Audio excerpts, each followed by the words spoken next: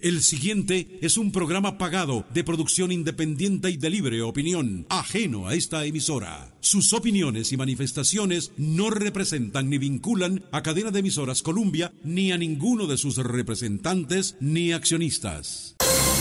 Cuentas Claras, un espacio dirigido a emprendedores, pymes y empresarios, quienes deben mantener en sus negocios sus cuentas claras. Acompáñenos junto a GTI y sus invitados, porque en este espacio le tenemos las cuentas claras.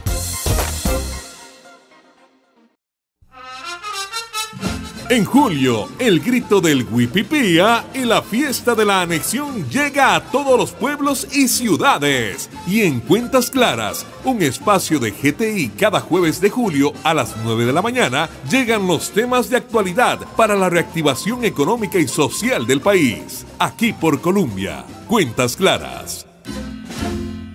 Muchas gracias a todos nuestros oyentes en Radio Colombia de su programa Cuentas Claras. Hoy tenemos un distinguido invitado, don Elian Villegas, el ministro de Hacienda, al cual le agradecemos a través de él a su área de prensa que nos haya brindado esta oportunidad que sé que va a ser enriquecedora. Don Elian, espero se encuentre bien, usted en unión de su familia, espero que estén bien de salud y que estén con ánimos de continuar con este difícil proceso, ¿es así? Muchas gracias, don Alejandro, muchas gracias por la invitación a este programa. Sí, gracias a Dios todo bien y aquí con mucho ánimo, muchas ganas de seguir trabajando arduamente. Creo que estamos en un proceso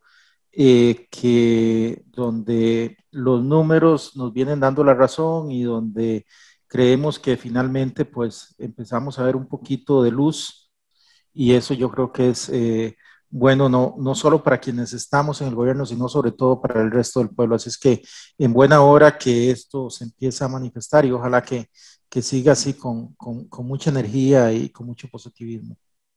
Claro, siempre hay una preocupación hacia futuro. Mira que hoy es 8 días, estuvimos con doña Victoria Hernández, la ministra de Industria y Comercio, también en este mismo espacio.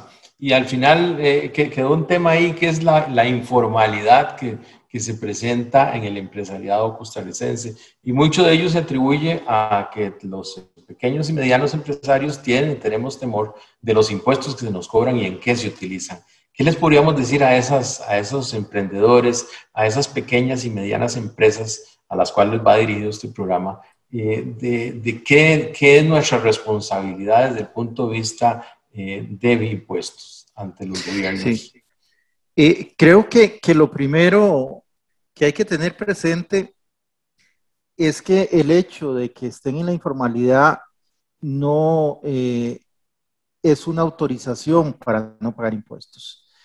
Aunque estén en la informalidad, si los hechos generadores que provocan que sea necesario pagar impuestos se dan, por ejemplo, una venta de bienes o servicios para efectos del impuesto al valor agregado, para efectos o un ingreso, igualmente por alguno de esos dos conceptos, para efectos del impuesto sobre la renta, ya eso per se desencadena la obligación de pagar impuestos.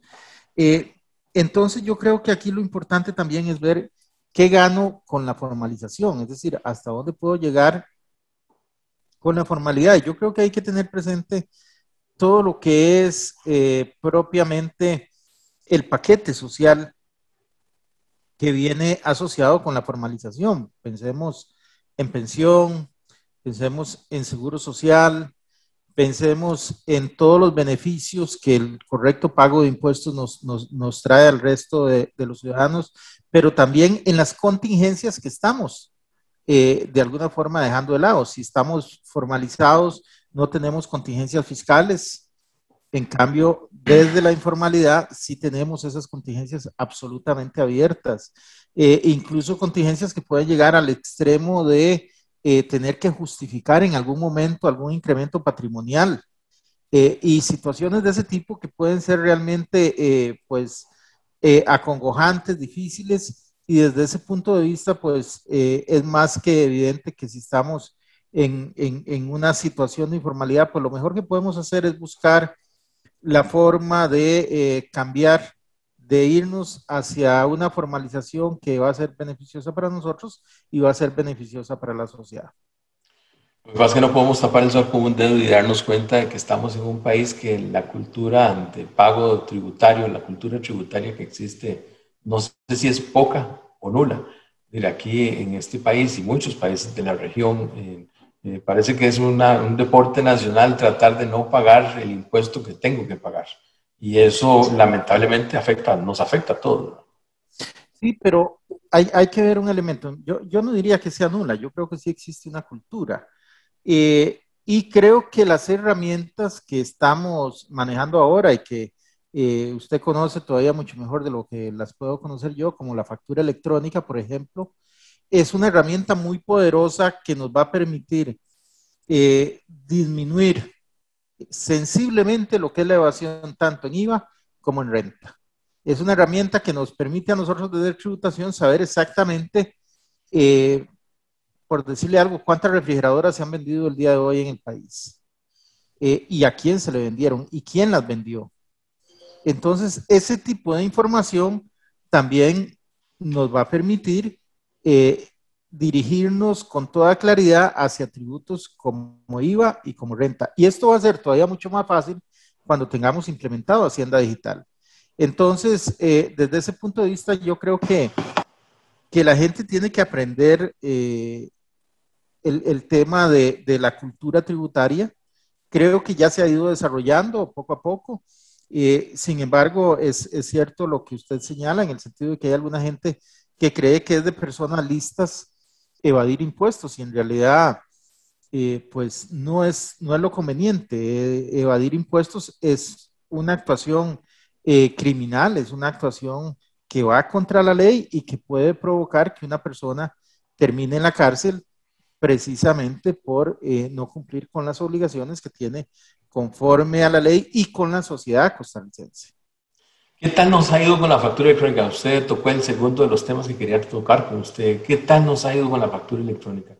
¿Cuál es su sentimiento? ¿Cuál es su sentimiento? No, yo creo que muy bien. Yo creo que muy bien porque precisamente lo que tenemos en este momento y un poquito la situación fiscal por la que estamos atravesando, que creo que dentro de lo que la gente esperaba, dentro de las proyecciones, es mucho mejor a lo que de alguna forma se estaba esperando, tiene mucho que ver con la disminución de la evasión precisamente por factura electrónica.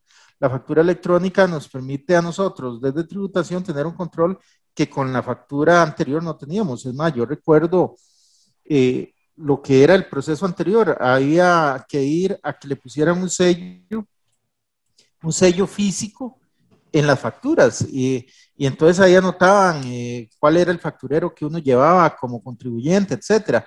Entonces al final se dependía mucho de la buena voluntad del contribuyente.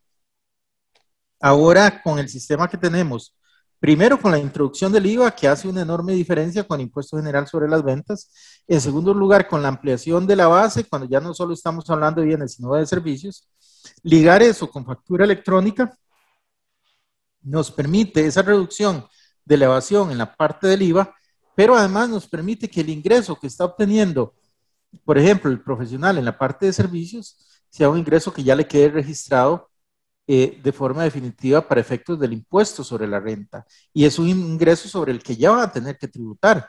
Entonces, esa diferencia enorme la hace el hecho de que tengamos en este momento la factura electrónica. Y creo sinceramente que esto va a ser un proceso que va a ir mejorando con el tiempo, entre mejores herramientas de manejo de datos tengamos nosotros a nivel del Ministerio de Hacienda, eso hará mucho más fácil todavía el hecho de que se pueda trabajar con esas facturas, que podamos sacar de ahí información muy útil, el hecho de que integremos las bases de aduanas, de tributación, también nos va a permitir seguir los bienes desde su ingreso al país hasta su venta a un consumidor final y entender lo que está ocurriendo ahí en el centro. Y eso yo creo que va a ser muy, muy importante desde el punto de vista tributario. Claro, sin duda alguna la factura electrónica le da oportunidad, nos da oportunidad a muchos, tanto al gobierno como tal, como a las empresas, de tener una mejor inteligencia de los negocios que realizamos y de tratar de justificar en una forma mucho más clara los gastos que hacemos. Sin embargo, bueno, hay situaciones que se dan, ya se implementó lo del código CABIS hace algunos meses. El código CABIS nos da una gran oportunidad pues para saber si la persona que está facturando, lo que está facturando y lo que está recibiendo como un gasto realmente tiene que ver con su actividad normal. Todas estas son herramientas que en un futuro se van a mejorar. Hay visualización de cuándo podemos tratar de implementar más cosas que tengan que ver con la factura electrónica. Les recuerdo que en otros países es que existe la planilla electrónica, la contabilidad electrónica, las declaraciones presuntivas, que yo sé, pero ya tenemos una herramienta. ¿Cuándo se podría ver el resultado de eso? Bueno, hay algunas cosas que se están trabajando en este momento en tributación, pero creo que una mayor evolución vendrá con Hacienda Digital, y Hacienda Digital está para entrar en producción ya en enero del 2023. Uno podría decir que falta mucho, ¿no? Nos faltan 18 meses, no es tanto.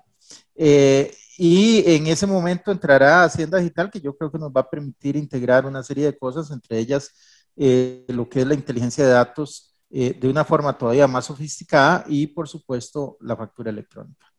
Don Elian, la población en Costa Rica se está haciendo vieja. No es que vayamos a hablar de pensiones, nos estamos haciendo viejos, un gran grupo de población que está ahí. Pero también hay un conjunto de leyes, de reglamentos que se están quedando atrás. Por ahí existe lo del régimen simplificado. También mucha gente se queja del tema. A ellos mismos les cuesta entender por qué no tienen y deben entregar factura al usuario, que el que va a la soda, el que va al restaurante, no entiende por qué eso es régimen simplificado. Ellos pagan impuestos, sí lo hacen, yo sé que sí lo hacen, pero lo hacen de una forma, de una medida diferente, una medida que se tomó, que se planificó hace 20 años, ya va a cumplir 20 años ese reglamento y esa ley de régimen simplificado. ¿Hay alguna posibilidad de que eso se mejore, que se modifique, se modernice en los próximos meses? Sí, yo creo que cuando usted indica que eso se hizo hace 20 años, si nos vamos a la tecnología que teníamos en aquel momento, era una cosa completamente distinta, ¿verdad? No existía internet. En este momento usted llega prácticamente a cualquier pulpería y usted ve donde tienen una computadorcita, ahí tienen una computadora y llevan ahí los inventarios, llevan una serie de información que antes pues no se llevaba de esa manera, era absolutamente empírico el asunto. Entonces, me parece que eso hace que nos veamos obligados a hacer algunas revisiones. Ya desde hace días estábamos pensando en la oportunidad de revisar el régimen simplificado para ver cómo hacemos para que sea más congruente con lo que tenemos hoy día, sin llevarlo al extremo de complicar la operativa de los que son muy pequeños, sino que por el contrario hay que buscar la forma de que ese régimen esté siempre al servicio de ellos y de que sea un régimen realmente simple para efectos de su uso y para efectos de lo que es la tributación desde ese régimen. Pero sí es algo que hemos estado dándole vuelta, que habrá que repensar porque precisamente la tecnología de hoy es absolutamente distinta a lo que teníamos hace 20 años y que fue lo que tenían en mente de alguna forma al aprobar las regulaciones pertinentes del régimen simplificado. ¿Qué implica para el pequeño empresario, para ese emprendedor, el que Costa Rica haya sido aceptada en la Organización del Comercio? OCC. Sí, creo que en general para toda la sociedad implica un estándar que es un estándar importante, es un estándar ya de país desarrollado que nos va a permitir a nosotros ir incorporando algunas medidas de política pública que, por ejemplo, en la parte tributaria nos va a permitir ver, ya que usted hablaba de régimen simplificado, ok, vamos a ir a ver cuáles son los regímenes simplificados que tienen los países más evolucionados del mundo, porque existen, digamos. Claro. Lo que hay que ver es eso, existen, y entonces lo que habrá que ver es cuál es la regulación que tienen, cuáles son los problemas que tuvieron a la hora de implementarlo, cuáles son esas mejores prácticas para una situación tan concreta como esa. Eso lo tenemos ahora a mano. Y eso, por supuesto, hace una enorme diferencia porque ya íbamos a poder contar no solo con la información, sino con el apoyo de profesionales que nos van a permitir implementar cosas de ese tipo. Estamos en un excelente momento, la verdad. Lamentablemente, pues la pandemia no nos hace sonreír del todo, pero el momento ha sido ideal. Tuvimos el ingreso de la factura electrónica, luego la implementación del IVA que tanto costó en gobiernos anteriores, desde el gobierno de doña Laura, me acuerdo que veníamos con ese pleito, con esa situación, que yo recuerde al menos, y la verdad es que se logra en estos momentos, se logra ahora lo del gobierno, lo de Hacienda Digital, que es un futuro inmediato, se implementa lo del código CABIS, que para mí es es un hecho relevante en todo este proceso. Vienen cosas mejores. Lamento sensiblemente pues que hayamos tenido que pegar este freno con lo de la pandemia, pero eso no nos impide a seguir adelante. Yo creo que no nos impide a generar mucho más cultura desde el punto de vista tributario, mucho más posibilidades y lograr que los impuestos que se recauden realmente se gasten en lo que se necesita. Lamento mucho las situaciones que se dan, de verdad, como a nivel de empresario, yo lamento muchísimo que se den situaciones como las que se han dado en las últimas semanas, en los últimos años, que en la cual lo que hace más bien es entorpecer esa cultura tributaria, porque la gente entonces comienzan a decir lo que muchos nos dicen, ¿no? ¿Para qué facturo electrónicamente o para qué pago impuestos si es para que no se utilicen en lo que se deben utilizar? ¿Qué mensaje podemos darles a ellos? Bueno, cuando reprochamos esas actitudes que son absolutamente reprochables, pero decidimos no pagar los impuestos, somos iguales a aquellos que hicieron esas actitudes reprochables. Igualmente le estamos robando a la sociedad. Cuando nosotros decimos no voy a pagar los impuestos, lo que estoy haciendo es sacándole el dinero de la bolsa a las personas más pobres que lo ocupan para una pensión del régimen no contributivo, a la gente que ocupa esa plata en una escuela en cualquier zona rural o metropolitana del país. Eso es lo que estoy haciendo. Entonces, por eso es que la primera obligación, por ejemplo, cuando hablamos de sostenibilidad en los negocios, cuando hablamos de principio de sostenibilidad o responsabilidad social empresarial, de nada vale pintar 100 escuelas si no paga sus impuestos. La primera obligación del empresario, pequeño, mediano, grande, es pagar los impuestos. Es su primera obligación con la sociedad. Y cuando no la está cumpliendo, entonces en realidad no puede decir que es un empresario que esté al día con la responsabilidad social empresarial o que sea un empresario sostenible, etcétera, no, porque no lo es. Su primera obligación, paga los impuestos. Después de eso, si quiere puede ir a pintar las escuelas, si quiere puede ir a recoger basura a la par de un río, todo eso le suma, pero lo primero, lo fundamental es ese acto primigenio de pagar los impuestos. Y ahí hay que tener, por eso, muy presente que cuando no pagamos los impuestos, básicamente lo que estamos haciendo es robándole al resto de la sociedad. Así para decirlo en palabras muy claras. Así es que si creemos que dos errores al final tienen una consecuencia buena, pues creo que estamos totalmente equivocados. Dos errores lo que hacen es profundizar una consecuencia negativa, es sencillamente generar más daño a la sociedad y creo que debemos tener mucho cuidado en cuanto a eso. Existe, por supuesto, una obligación de cuidar los 5 que se ven a nivel del Estado, lo que nos llega al Ministerio de Hacienda, lo que trasladamos a las distintas entidades y existe esa obligación y hay que ser vigilantes de eso y hay que tomar las acciones que correspondan y hay que llevar las medidas hasta la última de las consecuencias, pero eso no implica que los ciudadanos digamos, no, porque aquel se jaló una torta, entonces yo me voy a jalar otra, yo no voy a pagar los impuestos, no. Ahí creo que hay que establecer que ese sería también un error gigantesco y si todos actuáramos así, nada más imagínense lo que sucedería en un país como el nuestro. Así es, tienes toda la razón. Sin embargo, hay una situación también que se noticia permanentemente. Nosotros estamos tan de cerca del contribuyente. Qué enredado es pagar los impuestos. Qué montón de declaraciones hay que hacer. Qué difícil es. Muy complejo, muy complejo. Se vuelve relativamente complejo para el pequeño, mediano y para el gran empresario pagar. ¿Qué se va a hacer a futuro? ¿Se piensa simplificar esto? De nuevo volvemos a Hacienda Digital. Yo creo que Hacienda Digital nos va a ayudar mucho en eso. En Hacienda Digital estamos apostando incluso a lo que es el prellenado de declaraciones. ¿Qué significa el prellenado? Que si tenemos toda la información digital, entonces Hacienda sabe cuáles fueron los ingresos, que pudo haber tenido una persona, cuáles fueron sus gastos, y a partir de ahí puede decirle, ok, usted le ingresó 10 millones de colones en el año, usted tuvo gastos por 5, usted está teniendo una utilidad de 5 y sobre esa utilidad tiene que pagar tanto. Entonces esa persona puede decir, ok, eso está perfecto, firmo y pago. O puede decir, no, aquí hay que hacer unas correcciones, entonces hace las correcciones que tenga que hacer y vuelve a remitir la declaración ya para que quede como su declaración definitiva. Pero de nuevo, ahí estamos apostándole a la tecnología porque va a ser precisamente a partir de esa tecnología que podríamos llevar adelante una simplificación en el pago de los impuestos que yo entiendo perfectamente. Es decir, encima de que uno está pagando, que además sea complicado pagar, pues eso desanima.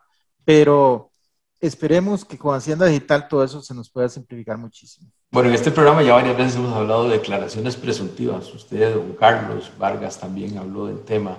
La declaración presuntiva, sin duda alguna, va a facilitar el proceso.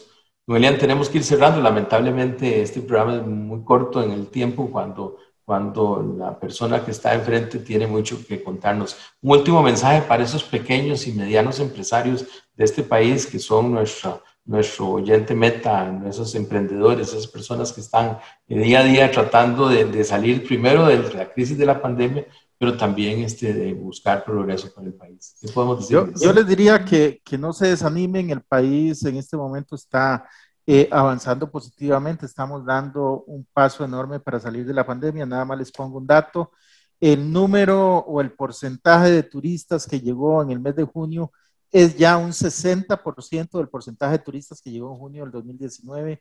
El número de turistas que llegó de Estados Unidos es alrededor de un 75% de los que llegaron en junio del 2019. Y hoy tenemos más vuelos y más aerolíneas volando de Estados Unidos hacia acá de las que teníamos antes de la pandemia. Así es que vamos saliendo adelante y con la ayuda de todos ustedes lo vamos a lograr.